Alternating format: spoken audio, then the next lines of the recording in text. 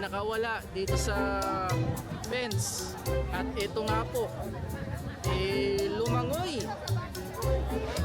Tayo na dito mismo sa lagoon. Nakawala kasi dito sa kulungan na ginawa nila. Dito sa lagoon. Ngayon lang kayo makikita na may baka. Agod. Hindi ko lang alam kung anong mangyayari. Na lumalangoy palayo ang baka. Yun. Ayun na.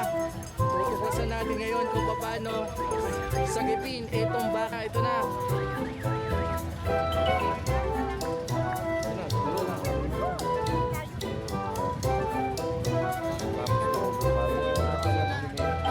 Kinaya yung lansya.